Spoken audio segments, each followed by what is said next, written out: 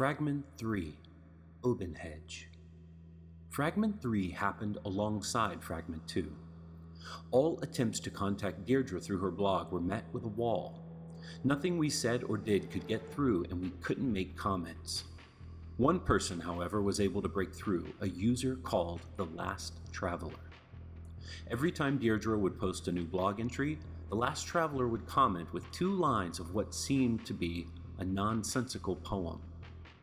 Attempts by the recruits to find the source of the poem were unsuccessful. On a hunch, some of the recruits attempted to reply to The Last Traveler's comments, and while our correspondence with Deirdre was blocked, it seems The Last Traveler could see our words and reply. Each unique recruit who spoke with The Last Traveler would get a reply with another section of the poem.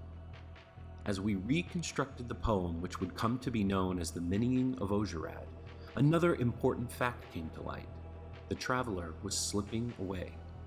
With each message, he would become more and more incomprehensible, and his very name was degrading before our eyes. It was as if the act of reaching out to us was sapping what little strength he had to communicate to us.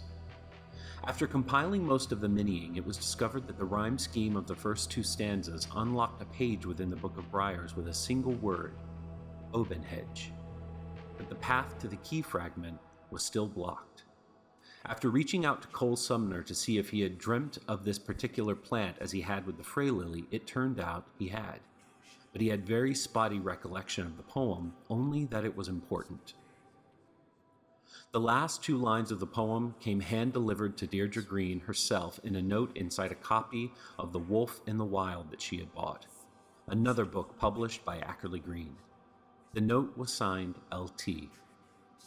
When we combined these last 2 words with the rest of the minying, it triggered Cole's memory, and he remembered the other word for Obenghedge that had escaped his memories, Velachoris, which turned out to be the 3rd fragment key. Meanwhile, Deirdre tried to decide whether she would stay in New York or sell the brownstone and move back to the UK. The thought of becoming a sudden moneyed heiress was somewhat appealing to her. However, on one of her days out in the city, she had another run-in with the New York stalker. Only this time, the man actually made contact, attacking her.